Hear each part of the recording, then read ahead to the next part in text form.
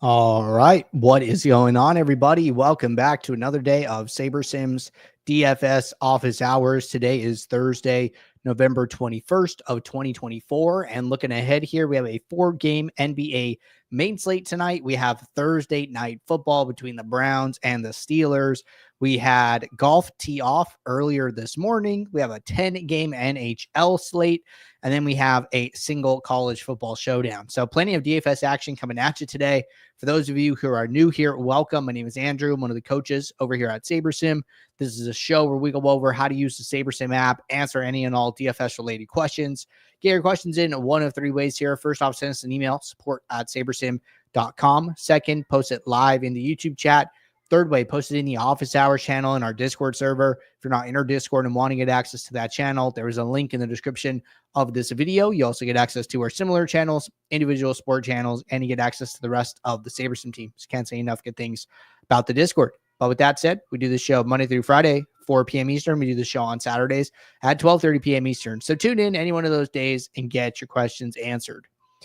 All right. Looks like we have a ton of questions to get us started today. So going to get SaberSim pulled up. Got the 4-game NBA slate pulled up today as well. So let's jump in. We're just going to work our way from the top down. First question, with 30 minutes before lock, no late swaps because you don't have the time after lock and only SaberSim for research, what would be your process? What would it be for each sport? All right. So probably not the answer you want to hear. But if you do not have time for late swap, I would not be playing a sport where late swap is required. So for instance, right, we have like this 4-game main. You know, if you're not going to be around at 4:30, 5 p.m., 7:30 p.m. to late swap, then you honestly shouldn't play this slate, right? What you should instead do is try and focus your time around showdowns, possibly like, hey, go and play the Detroit Charlotte showdown, right? On other days where they have like turbo slates, a turbo slate is effectively a slate where all the games start at the exact same time. So like they'll run these like 4:30 p.m. Turbo slates where it's like 4 games all kicking off at the same time. I would rather you play that, right? Because there is no edge that you're sacrificing by not being around to late swap, right? So showdowns, turbo slates, possibly a night slate, you know, where the games start within like a 30-minute window, right? I think FanDuel calls them express slates and DraftKings calls them turbos, right? So like turbos, night slates, you know, where there's like a 7 p.m. game and then a 7:30 p.m. game, right? That's one way to do it. I'm talking all West Coast time here. So those slates are going to be a lot friendlier to you when you don't have the ability to late swap. All right. Next question. If I set up 2 rules, for example, first rule, use 2 players with projection greater than 15 and salary less than 4.5. And then the second rule is use 1 player less than 4K. Will SaberSim use 1 player that would satisfy both rules if available, or pick independent players for each rule? Good question. My understanding is that it would be independent. So basically it needs to find a player to put in the rule to satisfy rule 1, and then find another player to put in the rule to satisfy rule 2. And then the builder is not going to be like, hey, we already used this player who satisfies rule 1. That player counts for both. You could test this, but my understanding is that the same way, like I know that you could set up 2 3-stack rules, and the builder has to satisfy the rule twice. So the builder isn't like, hey, we already have a 3-stack that satisfies rule 1 and rule 2. It will not do that. It will put 2 different 3-stacks in your lineup each time using a different set of players to satisfy rule 1 and then satisfy rule 2. So that's why I'm saying I'm like 90% positive that it's going to put the players for rule 1 in and then put a second player in for rule 2. Even if it could satisfy both, it's going to meet the rule 2 different times. All right. Can you please show how to set up rules? For example, stacking MVP with 2 players from the same team. Thank you. There is not a good way that I'm aware of, at least, to do FanDuel specific showdown rules. And the reason for it is because, if I, for instance, like I'm going to go to tonight's NFL showdown for DraftKings. So I go to this slate and then I go and I download the player table, right? So in this player table, you're going to see that Najee Harris is listed twice. We see Najee Harris up top, and then we see Najee again, right? So this is in regards to his captain and then his utility, right? The biggest difference here is that he has two different player IDs. The first one ends with 6-5. The second one ends with 1-5. These are effectively two different players in our database. So we're able to differentiate Najee captain from Najee flex due to this, right? FanDuel doesn't do this. FanDuel just assigns one player ID to Najee, and it inhibits our ability to separate him appropriately. We effectively have to build our own internal separating system, since FanDuel doesn't do that for us like DraftKings does, which is something that we haven't done yet, but we do want to do. It is on our roadmap to effectively build our own internal player differentiator for FanDuel single game sports. So that is what would be required in order to do the rules that you're talking about. So unfortunately, there is not a good way to do those at the moment. All right, next question. It seems number of dupes can be important in certain slates. I would agree with this statement. Can you show how one could do a build for tonight's NFL slate with a dupe rule of, let's say, I want 0 to 50 dupes max? Absolutely. So for this, you would want to use geometric mean. The way that this works can be found in our help documentation. So if I go to our support library, click view more under tutorials, and then in the search bar, I can type geometric, which pulls up this article, how do ownership product and ownership geometric mean work, which I will drop in the YouTube chat for everybody. So this is a good way of estimating duplicates in a contest, right? So first thing you need to do is you need to have a contest. So let's say we are playing the $1.20 max tonight, right? 95K entries. And I'm just going to create this, right? This will be my contest sim. So I have 95K entries, right? Well, now you gave the example like, hey, I want no more than 50 dupes. Okay, great. So I have all the variables I need, because what I need the number of dupes I'm shooting for, which is 50. So this is going to be effectively, we're going to do a formula to say no more than 50 dupes. So 50 divided by the number of entries in the contest, which is this 95,000 number, 95,124. You take that to the power of 1 divided by the number of players in the lineup, which for DraftKings, a showdown lineup has 6 players. And then you click equals and you get a number, right? This 0.284, we're going to round the decimal 2 places, and this effectively becomes 28.4.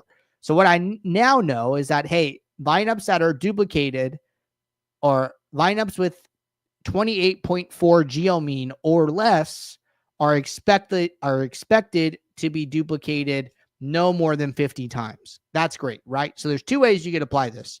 Number 1 is you can apply this as a rule. Go into your rules, go to rule type aggregate.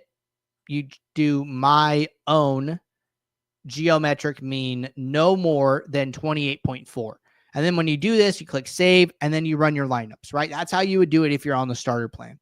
If you're on the ultimate plan, you could do this a little bit differently, where you run a build, you go into your sorting metrics, you go down to add metric, and then you create a metric that says my own product geo mean value. What the value does is it actually calculates the geometric mean of your lineup by multiplying the ownership percentages together, and then it spits out a number, right? So like for this top lineup, the geo mean is 22.57. So that's under the threshold, right? So you would build your pool, you would build your custom metric, you would go to your lineup filters, and then you would create a lineup filter that says show lineups with geo mean less than, and then you put in the number that you just solved for, which is 28.4.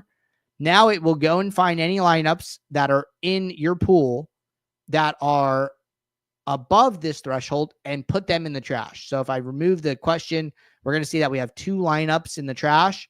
because there were 2 lineups over this threshold. So that is how that works. All right. Next question. Andrew, what's your general strategy on the night slate versus the regular main slate? This is a good question. For me, it's always going to depend on the number of games on the slate. So from studying contests and contest flashback, I've personally noticed that duplication on NBA slates becomes more important when there's about 4 games on the slate, right? So I don't differentiate by like main versus night, but I'm always paying attention to how many games there are on the slate. So even today, there are only 4 games on the main slate. It is a main slate, but there are only 4 games is basically what I'm saying, right? So like I would probably be doing something to account for duplication because it's so small, right? On 2 game slates, I'm doing the same thing. 3 game slates, I'm doing the same thing. When we get up into like the 5, 6, 7, 8, 9, 10 game NBA slates, I'm less worried about this based on the contest review that I've done to this point. So basically any slate that's like 4 games or less, I start to think about duplication, start to apply a geo mean filter, start to, be more aware that that's a potential problem, right? So starting with a geo mean filter on 4 game slates can be good, and you can get more aggressive as you need to with, typically the salary will open up. If you get into like a 2-3 game slate, you'll see your minimum salary go down for some of these slates. So that's always good for duplication purposes as well. But geo mean filter, some ownership filters are good. Being aware of how much ownership and how much salary you're using, right? So think about those things as the slates get to about 4 games. But I'm not doing those things for bigger 10 game, 8 game slates, things like that. All right. While filling into the contests, what are the advantages or disadvantages while using individual versus or using direct versus autofill? Okay, good question. So the biggest difference between the two, right, is 1, speed. So autofill is a lot faster. And then number 2 is going to be that direct fill averages ROIs, while this is probably easier to show. So let me just go. I have some entries for this NFL slate that are technically late swap, but we could just import and build it as like fresh.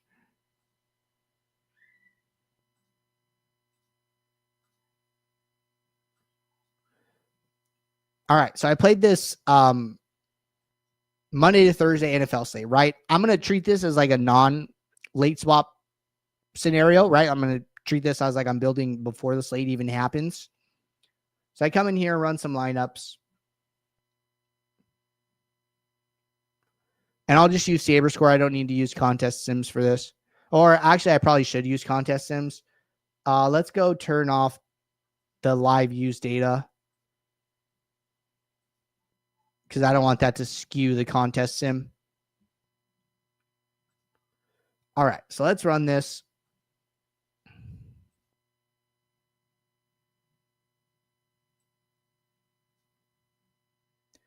And once this finishes, we'll be able to do this. All right, so Contest Sim is done, right? So notice right now, I'm in direct fill. Notice number 2, I'm sorting by ROI. But what's happening here is because I have so many contests, the ROI across the contests is getting averaged out. So I have all of these contests selected, which is, I don't know, 10-ish contests maybe. So the builder is adding up the ROI and then dividing by the number of contests, finding the mean ROI for each lineup across the set, right?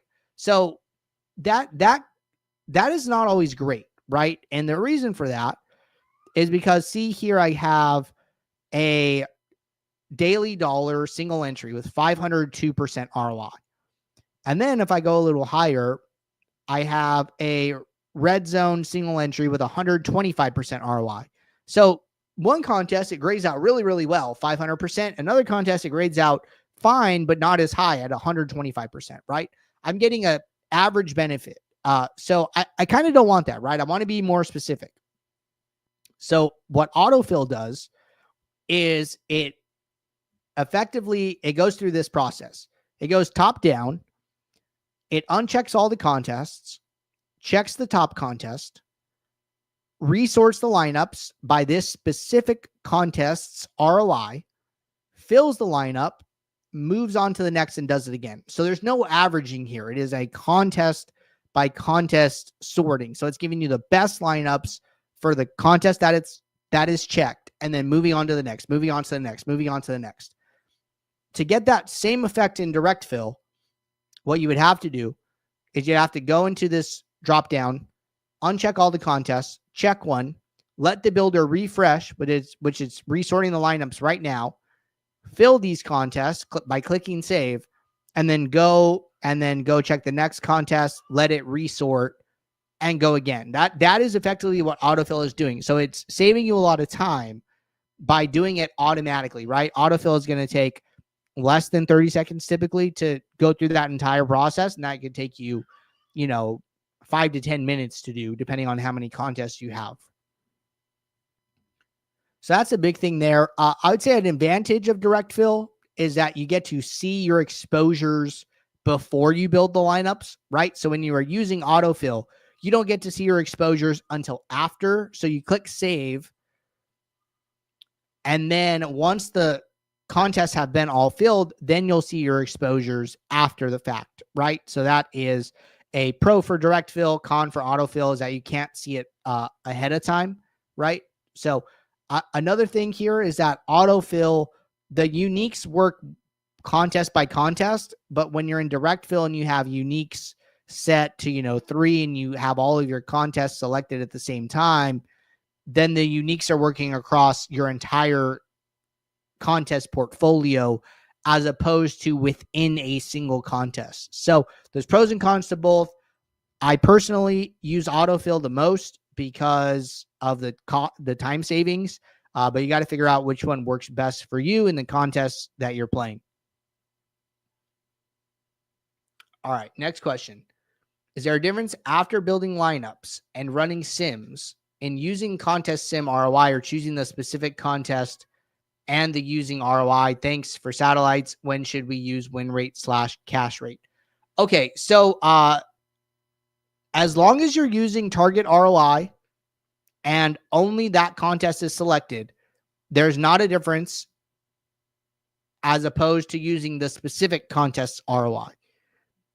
So this goes back to what we just talked about, right? If you're in direct fill and you want to go contest by contest, you have to only choose the contest that you want, or else if I have 2 selected, if I have 3 selected, it's going to average however many are chosen. So that's the biggest thing you got to be aware of. Second thing, for satellites, when should we use win rate / cash rate? So typically satellites are like 100% to first, in the payout structure. So effectively all of your ROI is coming from winning first place. So you don't need to do that. Now, the only time I would consider switching it is if you're playing like a super satellite where you are in a contest where it's like, hey, the top 20 lineups, get a ticket or something like that. And in that case, if you want to use cash rate, just because it makes a little more sense to you, I think that's like fine if you want to do that. So that would just make more sense in my brain, but depends what you want to do. All right. Chris said, do you have a suggested site for researching player or news? Yeah. So it's going to depend on what you want to do, or what sport, right? So that's one thing. But if we're talking about just general player news, the Underdog Twitter accounts are the best source for news, in my opinion, for all sports. So Underdog NBA, Underdog NFL, Underdog MLB, right? They have different accounts for each sport that specialize in those things. So that's a really good option. For like college football, RotoWire has a college football account that they're really good with news on. I think Unabated has an account where they're really good with college football news as well. So you can find those on X. As far as basketball, another good one is Basketball Monster News Dashboard, right? That's another really good one for news. So those are like the main ones for news that come to mind. And then as far as researching players, right? So, there's a number of sites that you can check out.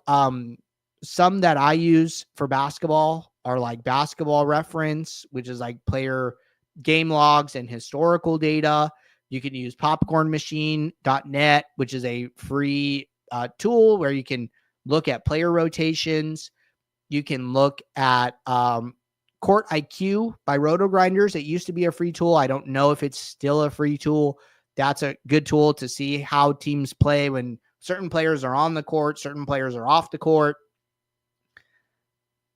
You can use, I think footballguys.com has a good like snap count list where it's like pretty readable. It's like, hey, players playing this many snaps, this much percentage of snaps per week. And it gives you like a positional, right? Like these are all the wide receivers. These are all the running backs on a team by team basis. So those are some ones that I'm aware of that I'll use from time to time that I would recommend. All right. Weekend Warrior, from playing multiple contests, is it better to fill one up than run another sim on the next contest I want to play? So we recommend running all of your lineups together in one build, and it just makes it a little bit easier for managing it, right? So even if, I don't know what subscription you're on, but let's say you're on, starter, right? And your main sorting metric is SaberScore, right? So say I'm on SaberScore and I'm playing a mix of contests. What I would recommend is coming in here and adjusting the rank by method based on the size of the contest you're playing. So for the smaller one, first off, this is a small slate. Maybe it's 100 to 1K. Okay, the next one is like a flagship. Maybe this is small slate, 10 to 50K, right? And then set up your Saber scores. Okay, maybe this one's 1K to 10K, right? Maybe this next one is 50K plus. So go through these, set up all your Saber scores based on the number of entries in the contest that you're optimizing for here, and then just save it appropriately. So for the different contests, we're going to have the same sliders for each of these because we are determining the sliders based on the number of games on the slate. And then we were relying on SaberScore or Contest Sims to differentiate which lineups are best for which sized contest. So that's why I recommend doing it this way. Mentioned you guys said, I thought that's what you would say. Yeah, you just like give up too much edge by not late swapping. And, we see like weird stuff all the time. The worst is like when no news is expected and then news comes out, right? Like we saw it the other day with Jalen Johnson. He was not questionable. And then 10 minutes before lock, he gets ruled out for the Hawks. And like, that's massive, right? Like behind Trae Young, he is the number 2 usage player on the team. And him getting rolled out just opens up so many minutes, so much usage on the team. It's just, if you don't swap for it, you're at a huge disadvantage, right? And we saw that like 2 days ago with like Cam Thomas getting ruled out with like a back injury after getting announced starting, right? And then he's out. And then, the Cam Johnson does really good. Dennis Schroeder does really good. Ben Simmons does really good because that's a huge piece of their team missing, right? So if you're not taking advantage of that, you are putting yourself in a huge disadvantage. And we obviously don't want you to do that. All right. Next question. How do you approach adjusting min unique once you late swap? Honestly, what I do is I just set it at the same value from pre-slate, right? So let's say I used 3 min uniques. Well, when you open up your swap build and then you run your lineups, your swap build is not going to have the same number of uniques. All right. I got to take a quick pause, guys.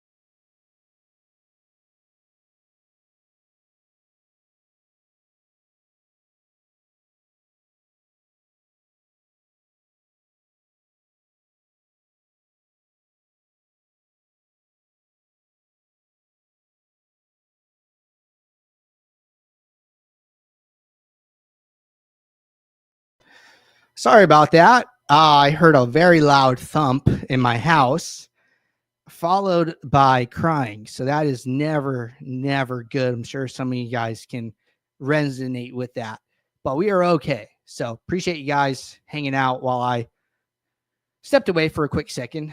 All right. So question was, how do you approach adjusting mini uniques once you late swap? So what I do is I set my mini uniques before the build, and then I open up my late swap. I run my late swap. Typically, when you get into your late swap, your uniques is going to be 1. I just set it back to whatever number it was. And then the good thing is, like, if this is an NBA slate and there are multiple late swap windows throughout the night, then what's going to happen is if you continue to use the same build the entire night, your late swaps are going to stay. They're not going to reset ever again. They're only going to reset when you open up a new swap build. So I just leave them, and then I just continue to late swap the whole night, because if you leave them as games log, those uniques are going to stay, and it's not going to get harder for the builder to meet your requests, right? You're keeping it constant throughout the night. So I don't recommend doing anything with it. If you wanted to lower it as the night went on, you can, but that's just not the approach that I've been taking. So I think it's fine to just leave it. All right, next question. For autofill, is it advisable to select the correct ROI per contest or just leave it as ROI? So if you are using target ROI, the builder is doing this for you, right? So what target means, the builder is looking at the name of the contest, and then it is looking to see if it has that name in the list of Contest Sims run, and then it is using that one. So the target ROI up here is doing exactly that. That is effectively the same as coming into the rank buys, finding the 500 single back, selecting ROI. This is the same as using target.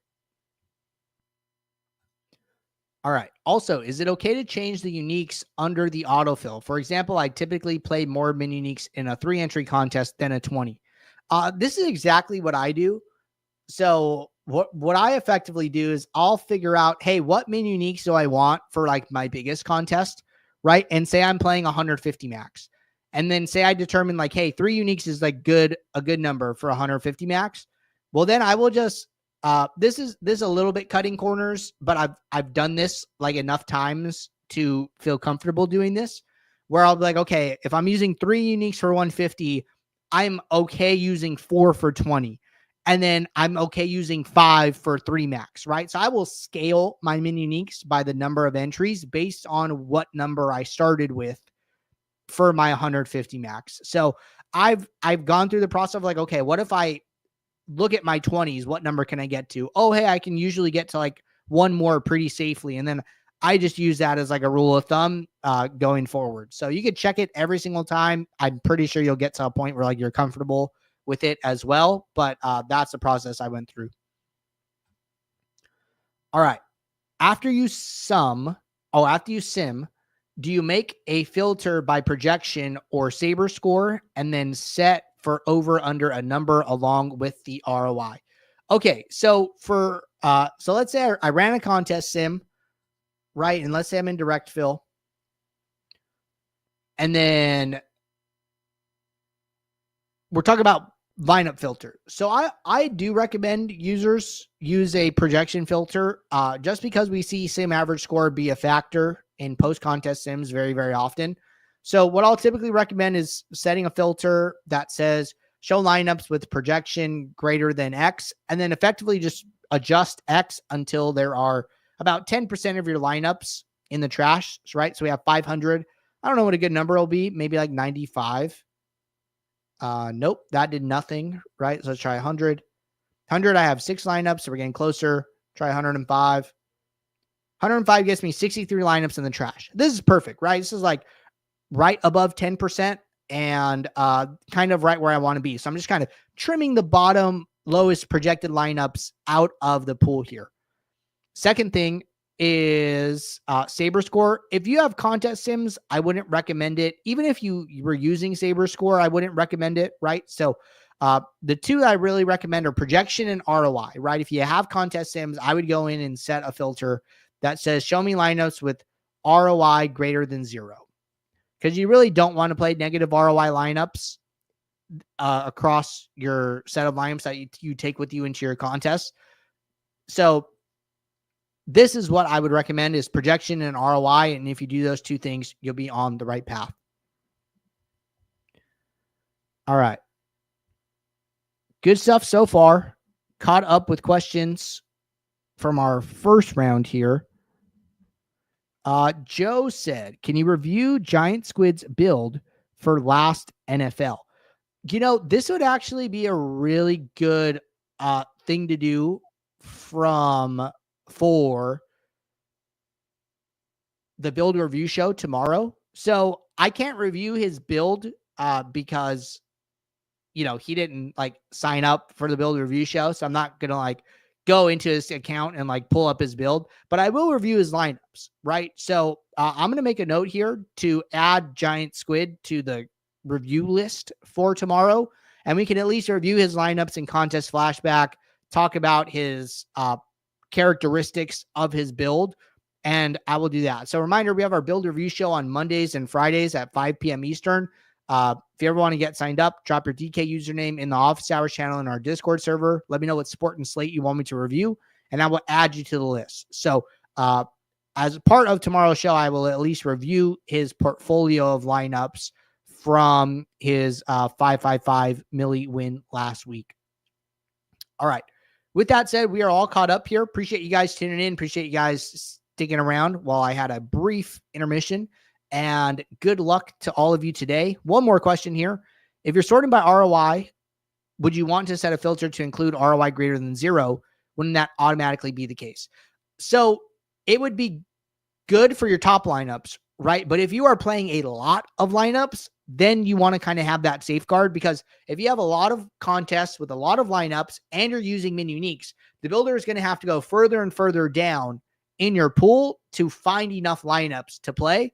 And then especially if you're using unique rank, where you are telling the builder you do not want to duplicate lineups, you know, that pool can get further and further down. So it's just kind of like a safeguard, putting like a floor there so you don't go too far and end up with negative ROI lineups. But the most likely scenario is that you don't play them, but it is good to have that just in case.